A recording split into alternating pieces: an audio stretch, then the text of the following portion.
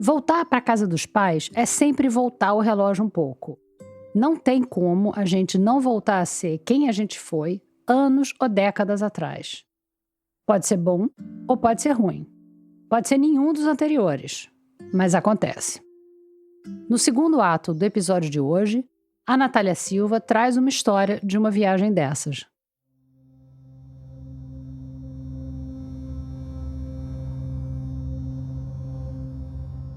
O George Steiner, que foi um crítico literário franco-americano, tinha uma definição curiosa do que é um intelectual. Para ele, um intelectual, ou uma intelectual, é um ser humano que tem um lápis na mão enquanto lê um livro. O intelectual é alguém que não lê passivamente, mas que interage com o livro, seja fazendo anotações num papel ou rabiscando o próprio livro. Tem um nome para isso, aliás.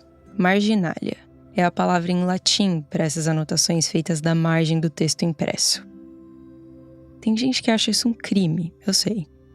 Que acredita que o livro precisa voltar para a estante do mesmo jeito que ele saiu.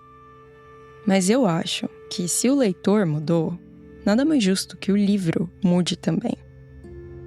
Eu entendo o preciosismo de quem não tem coragem de grifar uma frase ou fazer uma anotação na pontinha da página. Dá um medo mesmo. Mas depois que eu li essa frase do Steiner, eu comecei a pensar o quanto esse cuidado não acaba distanciando o leitor do livro. Como se os pensamentos que a gente tem ao ler fossem menores do que aqueles de quem escreveu. Não são. Essas anotaçõezinhas, esses riscos meio tortos que a gente faz para grifar uma frase, eu sinto que são eles que criam a ponte entre o que o autor quis dizer e aquilo que você entendeu. Eu te falei tudo isso porque a história que eu vou te contar hoje é um tipo de marginalia, só que sonora, de um livro que eu li uns meses atrás e que me marcou muito. Chama O Que É Meu. Então, começando aqui, O Que É Meu. Vou começar no capítulo 1. O autor é o José Henrique Bortolucci. Eu lembro exatamente onde eu estava quando eu li as últimas páginas do livro dele. Eu chorei por um bom tempo. Quando a gente chegar nessa parte do livro, eu conto o motivo. Me surpreenda, Natália. Não sei pra onde a gente vai com essa conversa. Vamos lá. Pode deixar. Tá. Pode ir? Eu escrevi para o José, uns dias depois, dizendo que eu queria conversar com ele, para entender o que levou ele a escrever o que ele escreveu. Eu comecei a escrever esse livro porque eu senti um desejo muito grande de duas coisas. A primeira era escrever de um jeito diferente daquele que eu estava acostumado. O Zé, que eu prefiro chamar assim, e que eu acho que também prefere ser chamado assim, é doutor em sociologia. Ele passou muitos anos dentro do mundo acadêmico, estudando em universidades mundo afora, dando aula no Brasil. Mas em 2020, ele decidiu que queria escrever não sobre conceitos complexos, Marx, Weber, Aristóteles, não. Ele queria escrever sobre um caminhoneiro, o pai dele. O outro motivo para eu ter mergulhado nesse projeto de livro foi a memória das histórias que meu pai contava desde sempre, então desde criança. Eu cresci ouvindo essas histórias, né? E elas certamente tiveram um impacto muito, muito grande na minha vida, na minha formação, na minha imaginação do que é o país, do que é a vida de um caminhoneiro, da classe trabalhadora, tudo que era muito diferente da minha vida, mas que eu também via no dia a dia da minha família. Para poder escrever esse livro, o Zé decidiu entrevistar o pai dele, que foi caminhoneiro durante 50 anos. Só que era 2020. E eu só consigo visitar meu pai em dezembro de 2020. Fisicamente, né? Eu tava indo muito pouco para Jaú por medo de levar Covid, né? Levar o vírus, o coronavírus comigo, alguma coisa assim, né? E quando eu fui para lá era dia 17 de dezembro, um pouco antes do Natal, e eu comento com meu pai que eu quero gravar várias entrevistas com ele para escrever um livro depois. Aí eu falei, bom, então vamos, pai, pode ser? Ele falou, pode ser. Naquela tarde, isso foi na hora do almoço, naquela tarde, no café da tarde, ele fala, mas eu tô sentindo umas dores estranhas, como se não fosse nada. E outros sintomas. E eu lembro desse dia que eu me senti muito tocado, quase com uma intuição de que não era coisa boa. 3 dias depois, ou 4 dias depois, mais ou menos, um pouquinho depois do Natal, ele é diagnosticado com câncer de intestino. Mas a questão é que, durante os primeiros meses, a gente não sabia o quão grave era esse câncer, se era super avançado, se estava em outros órgãos, porque não dava para fazer nenhum exame, porque o Hospital do Câncer tinha se tornado um hospital Covid. Então todas as entrevistas foram feitas depois do diagnóstico e sem a gente saber a real gravidade do quadro e qual seria o encaminhamento do tratamento. Então, pai, essa aqui é uma primeira conversa para a gente discutir o que a gente quiser. O Zé gravou todas as conversas que ele e o pai tiveram. Essa primeira foi em 15 de fevereiro de 2021, no quintal da casa dos pais do Zé, em Jaú, no interior de São Paulo. Então eu queria te perguntar, você está deitado agora na rede, né? Me fala dessa rede, de onde vem essa rede, o que você lembra dela? Então, essa rede aqui foi companheira minha companheira há muitos anos, deitava na hora do sol quente ou à noite, na traseira do caminhão, para passar umas horas e descansar. Essa é a voz do José Bortolucci pai. Os dois têm o mesmo nome. Mas em Jaú, onde ele nasceu e cresceu, o pai do Zé é conhecido como Didi. O Didi, nascido em 1943, quinto filho de uma família de 9 irmãos, caminhoneiro desde os 22 anos, diagnosticado com câncer de intestino aos 77. Eu acho que isso realmente transformou muito das entrevistas, né? Porque durante vários momentos das entrevistas ele se pergunta por que eu tô fazendo isso, por que eu tô entrevistando ele, né? O que eu quero fazer com esse material? Ô filho, essas conversas que nós estamos tendo aqui, você vai ter como lembrança, uma gravação de lembrança sua, porque você sabe que logo o pai vai embora. Você vai só curtir a saudade escutando isso, ou você vai ter algum proveito disso daí? Quer dizer, tem essa sombra da possibilidade da morte rápida, não é? Que era uma realidade que a gente enfrentava, de uma dúvida. O que você acha que eu devia fazer com essas gravações? Por que você está achando que eu tô te fazendo essas perguntas? O que o pai pode achar que você vai ter como uma lembrança, uma recordação das palavras do papai. É uma recordação também, mas eu tô escrevendo um livro. Um livro sobre o pai e sobre o Brasil também. Muito bom. É isso que eu tô fazendo. Agora, não sei se a gravação eu também vou usar para alguma outra coisa. Por exemplo, uma coisa de um programa de rádio. Tomara que você aproveite bem esse tempo nosso, que dê tudo certo, que você seja feliz com isso. Você tá gostando? Eu tô gostando muito. Então todo o livro, desde a pesquisa, as entrevistas e depois a escrita, foi todo ele durante o tratamento de saúde. E isso entrou como um elemento muito transformador do processo de escrita do livro, do conteúdo do livro e eu acho, claro, das relações com meu pai. E acho que o livro é muito mais emotivo, muito mais afetuoso do que eu podia imaginar no começo. Eu falei no começo que essa história é uma marginalia sonora. Mas, na verdade, eu vejo o que é meu, o próprio livro do Zé Bortolucci, como um livro marginalia. Porque ele não é uma biografia, ele é um ensaio, que é um gênero literário menos descritivo e mais reflexivo. Em vez de simplesmente contar o que aconteceu com o pai dele, o Zé pensa sobre isso.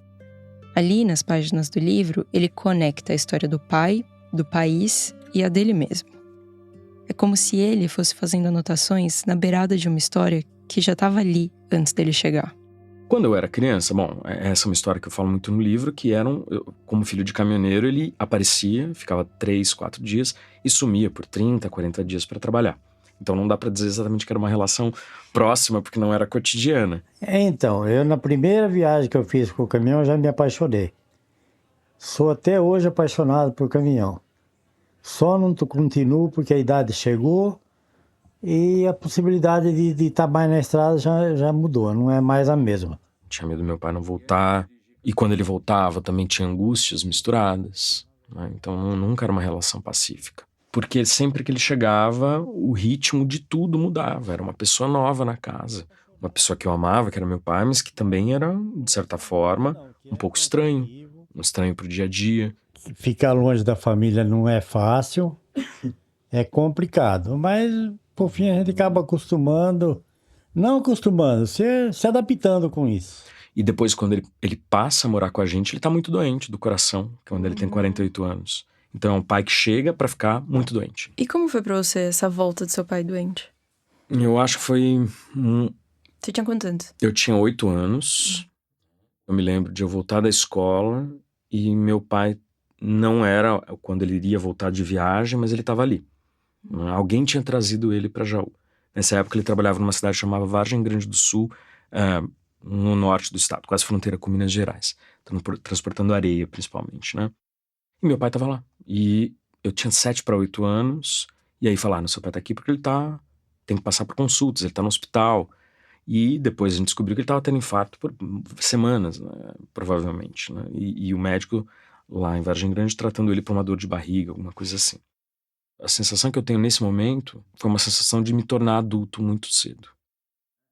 Mas aí você vem morar definitivamente, né? Ficar com a gente aqui em Jaú. E aí muda muito também a vida, né? Mas mudou. Não vou falar para melhor porque eu estava infartado, mas para mim foi o tesouro da minha vida, que eu estava com meus filhos, com a minha esposa. Mas aquele momento, quando eu tinha 7 para 8 anos, então dos meus 8 aos 9, a sensação que eu tenho, né, e a marca que me deixou, foi que eu me forcei a me tornar adulto. Eu me lembro da angústia, da falta de dinheiro,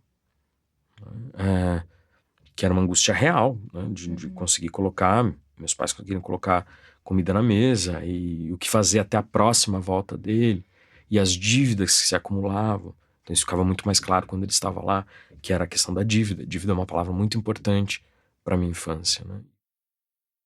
Uma das soluções que eu tive para lidar com esse caos todo foi me tornar uma criança leitora. Esse lugar de refúgio na escrita, eu acho que também foi uma forma... Na escrita, olha o ato falho, maravilha. Na leitura, que depois acho que virou escrita, né? É uma memória muito antiga para mim, muito importante de quem eu era como criança. Eu era uma criança que lia muito. O que eu lembro de que eu consigo falar alguma coisa é da idade de 6 anos e meio, 7 anos de idade, que eu já trabalhava com meu pai, seu avô, né? Eu trabalhava na roça. Com 7 anos de idade eu era tratorista profissional. Eu ia na escola de manhã e voltava correndo da escola para ir pegar o trator e arar a terra. Eu acho que é a história de todo filho que muda de classe social, que estuda muito mais do que seus pais, que frequenta um universo social muito diferente dos pais, uma sensação de afastamento, né? E é extremamente contraditório, porque quanto mais sucesso você tem na sua carreira, mais você se afasta do mundo dos seus pais.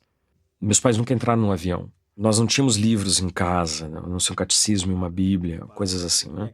E eu tenho uma biblioteca em casa. O que você acha? Por que você acha que a vida é tão diferente nossa? Por que a gente seguiu esses caminhos? Eu não sei explicar. Uma foi os incentivo nosso, desde já antes, vocês já pequenos já foram fazer o pré e foram estudando e se interessavam em estudar, vinha em casa, fazia as liçãozinhas certas. Foi mesmo decisão sua, de ser incentivo nosso que tinha que estudar, tem que estudar, mas ninguém consegue fazer alguém estudar se a pessoa não tiver a vocação e a vontade, não tem como. E é um afastamento que, em alguns casos, pode gerar afastamentos definitivos, rupturas, né? Mas que também convida a viver com essa diferença. E também a valorização das coisas que já são coisas de proximidade, né? Então, coisas muito cotidianas. O jeito que a gente fala das coisas, as memórias, a comida, os feriados, as festas. Realmente, a vida cotidiana que é a vida. A vida cotidiana que é a vida. Vamos ter mais conversa ainda. Você gosta de contar história, né? Mais ou menos. E de inventar história, você gosta também? Não, de inventar não. Eu lembro que você inventava umas histórias. Mas era de brincadeira. Falava que tinha sapo gigante. Não, era um galo gigante. Galo gigante, essas coisas. Mas era brincadeira pra você dormir. Mas você lembra que toda a história que você contava pra mim, pro João, e depois também pro Giovanni, né? Que é o nosso primo. Que também estava sempre aqui quando era nenê. Era sempre de estrada. Não tinha outra coisa para falar, minha vida foi na estrada. Então, o tempo que sobrou para mim contar essas coisas de estrada, mais nada. A única coisa que a gente... Não que eu me arrependa, porque não tinha na época. um negócio para filmar, para tirar uma fotografia. Não é que nem hoje, que você tem o celular, você tem o mundo na mão. Você vê uma coisa, você já grava, já filma, faz tudo. Naquele tempo não tinha. Então a única coisa que tem é tentar recordar o que você fez e contar.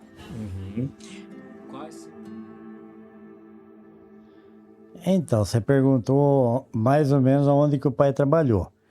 Eu te falei que eu trabalhei no Brasil inteiro, mas eu tenho umas obras importantes que eu gostaria de ter gravado, pelo menos com fotografia, onde que eu passei. Por exemplo, eu levei material lá no Aeroporto Internacional de Manaus. Trabalhei também no Aeroporto Internacional de Guarulhos. Trabalhei na Rodovia dos Imigrantes, Bandeirantes, Mogi das Cruzes e Bertioga, quando que estava abrindo, asfaltando. Levei muito material lá em Angra do Reis, quando estava fazendo a usina nuclear. Ajudei a abrir a Transamazônica. Quando eu falo ajudei a abrir, não é que eu fiquei lá 2 anos trabalhando. Eu levava material, voltava, ficava lá uns 20 dias, um mês fazendo alguma coisa e voltava. Então eu trabalhei na Transamazônica, ajudei a fazer o asfalto da Belém, Brasília, Itaipu. Itaipu também? Também trabalhei em Itaipu. Sabe, pai, tem uma poesia, tem um poema de um poeta que chama Brecht. E ele fala dos trabalhadores que ajudaram a construir um monte de coisa. Então ele fala assim, os trabalhadores que ajudaram a construir a muralha da China. Onde é que está o nome desses trabalhadores? Onde é que eles celebravam depois de trabalhar o dia inteiro? E eu sempre lembro do pai, de como o pai trabalhou em tanta coisa, e a gente não comemora, né, os trabalhadores que trabalharam em tanta coisa. Não, é esquecido. É um herói esquecido. Pode dizer, caminhoneiro é um herói esquecido. Vocês se consideram um herói esquecido? Com certeza eu sou, só não sou esquecido por vocês. Eu acho que a escrita desse livro foi um jeito de expressar meu amor por ele. A escrita bruta foi surgindo nesse meio tempo que eu tinha. Às vezes eu escrevi no hospital. E eu me lembro de não conseguir dormir direito no hospital, de ficar num cantinho. Eu estava espremido entre a maca do meu pai e um armário onde as pessoas guardavam, os acompanhantes dos pacientes guardavam suas coisas. E eu espremidinho ali numa cadeira de hospital, mal conseguindo dormir, eu escrevi meio capítulo, assim, meio convulsivamente, assim, ao longo da noite.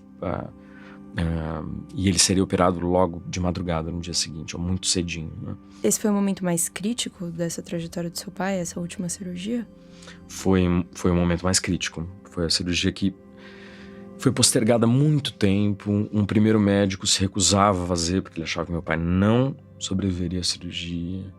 O outro médico discordava. Um terceiro médico jogava para o primeiro. E a gente ficou meses nesse processo. Desespero, usando todos os recursos possíveis para tentar resolver. Isso num grande hospital público, com uma burocracia complexa. Então, se sentindo perdido num labirinto, né? Para saber qual é o próximo passo. Basicamente, a gente chegou numa situação de impasse total. E aí a gente decide mudar o médico. A gente traz ele para São Paulo, passa por outros médicos e decide que a gente vai propor para ele para que ele passe pela cirurgia. Porque naquele momento ele já falava, não, já não vou mais operar, eu acho que é isso mesmo. Porque ele ouviu isso do médico por muito tempo, né? Que ele provavelmente não sobreviveria. Eu não tinha ideia de como eu ia fechar o livro.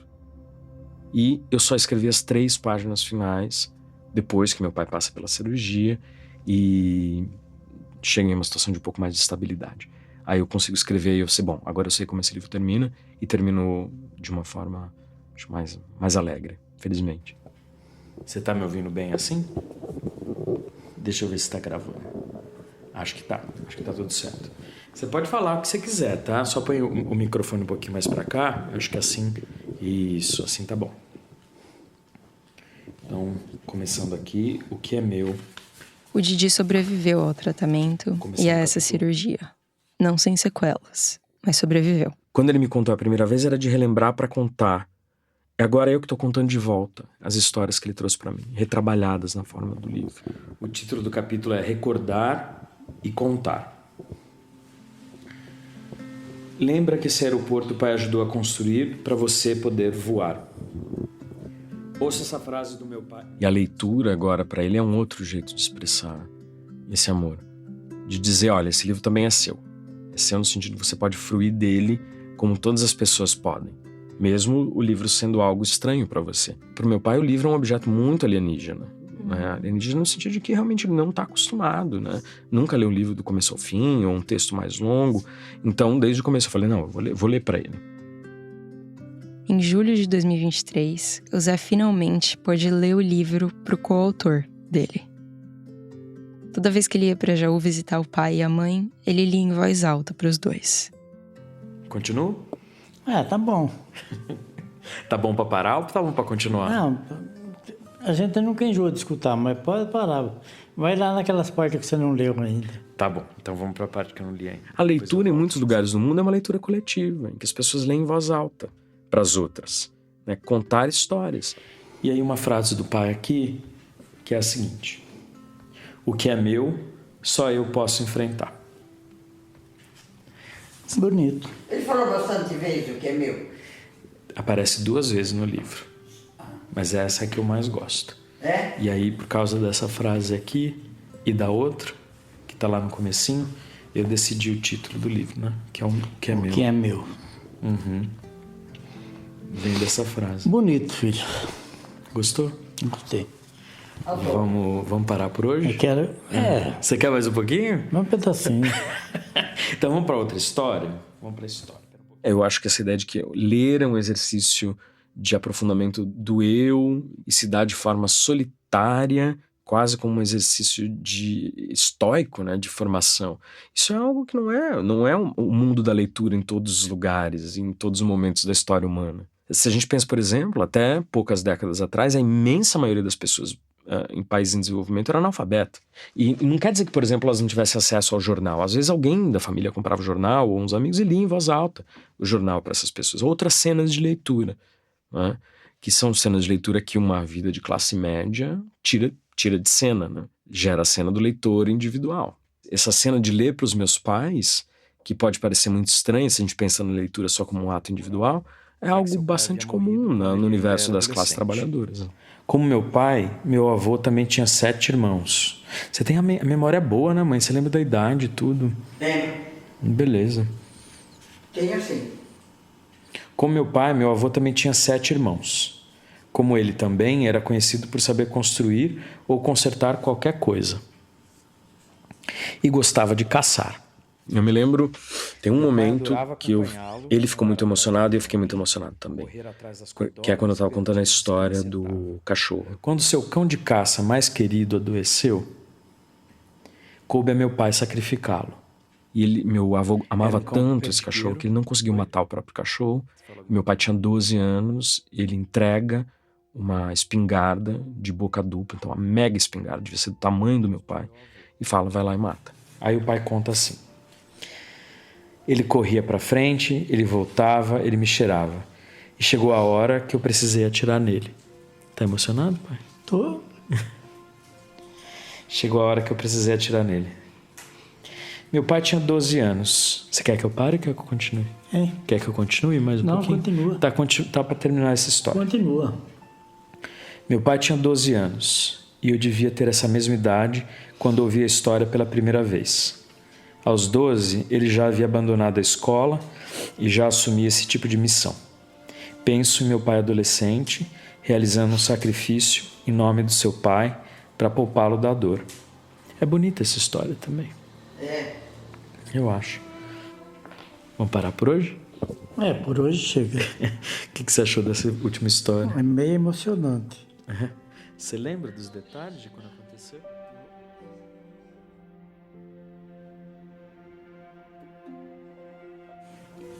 Bom, agora vem a partezinha final do livro. Tá? Esse capítulo é um capítulo mais pesado, que é sobre tratamento.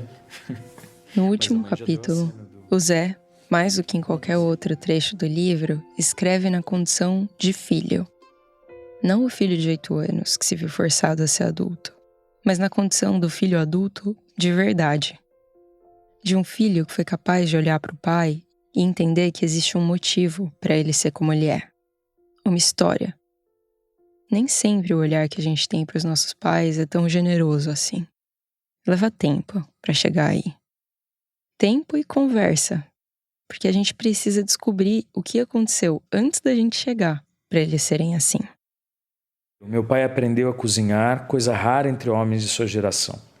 As longas distâncias entre restaurantes e a necessidade de economizar com a alimentação exigiam que ele cozinhasse na beira da rodovia, dispondo de um O trecho que me fez chorar e poucos é esse. apetrechos. E eu já te Ele se conto o tornou um motivo. cozinheiro primoroso e desenvolveu ao longo do tempo um vasto cardápio próprio.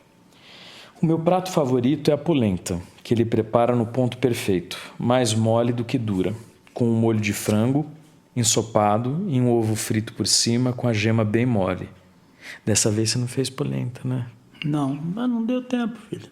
Mas ele também é conhecido entre amigos e parentes pelo seu arroz carreteiro, pelo frango assado com batatas e linguiça calabresa, pela maminha preparada na cerveja, pela língua de boi no molho vermelho e por uma feijoada de comer ajoelhado. Pelo menos a feijoada teve ontem, né? Comer feijoelada. Até hoje, sempre que falamos pelo telefone, ele faz questão de perguntar se eu já jantei. Muitas vezes diz: meu maior medo é que vocês passem fome. Quando eu li esse trecho, essa frase, eu estava deitada numa cama confortável, num apartamento bem grande, pelo menos para os padrões de Nova York. O aluguel por mês custava 5 vezes o meu salário, mas não era eu quem estava pagando. Eu ganhei uma bolsa para passar umas semanas nos Estados Unidos, com tudo pago, trabalhando numa redação americana. Mas essa linhazinha me lembrou de onde eu vim. Me lembrou de uma história que a minha irmã me contou. Na época, quem estava fora do Brasil era ela, morando na Suíça, fazendo doutorado. Minha mãe, que fala pouquíssimas palavras em inglês, tinha ido visitar ela em Zurique. Minha irmã saiu para trabalhar e quando ela voltou, ela encontrou a minha mãe esperando ela, com o jantar pronto e uma geladeira cheia de comida. Minha irmã ficou meio incomodada, sem entender porque minha mãe tinha comprado não só os ingredientes para cozinhar, mas mais coisas. Iogurte, geleia, manteiga, suco, umas coisas meio caras. A resposta da minha mãe foi que a geladeira estava vazia e ela tem trauma disso. Minha mãe me passou fome, na infância e na adolescência. Na nossa primeira conversa, depois de eu me instalar nesse apartamento em Nova York, ela me perguntou: "Você tá comendo bem?" Eu sabia o motivo da pergunta. Nos últimos anos, ele tem se dedicado a fazer marmitas para os 2 filhos, que trazemos conosco quando visitamos Jaú. Em cima de cada marmita, então assim, você conta aqui que você faz as marmitas, né, que a gente pega quando vem para Jaú, e aí eu conto. Em cima de cada marmita, ele cola uma etiqueta em que descreve o prato. Aí eu escrevi aqui do jeito que o pai escreve em cima das etiquetas: carne moída, feijoada, arroz com S no final, carreteiro, linguiça com S. As palavras vêm assim, escritas da forma como ele as ouve. Essa é a arte de sua ortografia, tão pessoal e verdadeira quanto a comida que ele prepara. Eu gosto do jeitinho que vem escrito em cima. Recentemente, ele comprou novos potes mais resistentes para preparar as marmitas. E aí o pai fala: assim vai durar mais e eu ainda vou cozinhar bastante para vocês. Quando eu os visitei pouco depois da cirurgia, nos sentamos no quintal de casa, logo depois do jantar. Em noites quentes, ele costuma descansar ali, aqui fora, né? Em noites quentes, ele costuma descansar ali numa cadeira de balanço.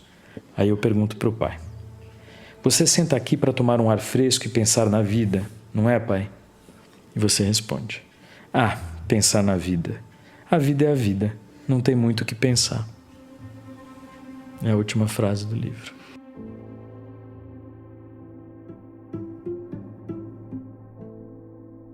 Eu acho esse um dos grandes aprendizados de ouvir meu pai. Eu acho que já passou por situações de risco à vida tantas vezes que eu acho que ele tem uma relação de muito... não é de ausência de medo, não é isso. mas de um realismo muito grande. O realismo de que a finitude existe, ela se coloca, ela se impõe, e o máximo que a gente pode fazer é viver. O que você quer dizer que a vida não tem muito o que pensar? Eu sempre penso nessa frase. Você não pensa muito na vida? Não adianta. Não adianta pensar.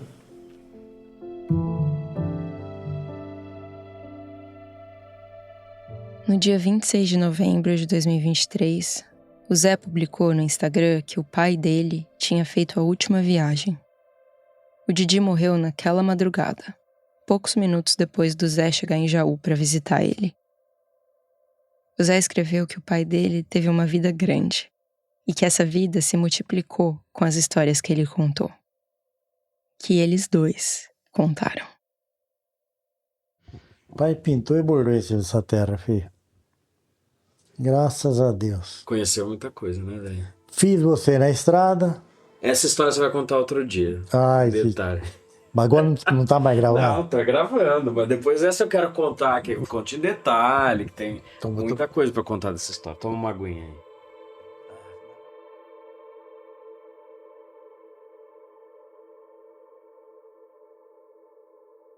Essa foi a Natália Silva, produtora da Rádio Novelo.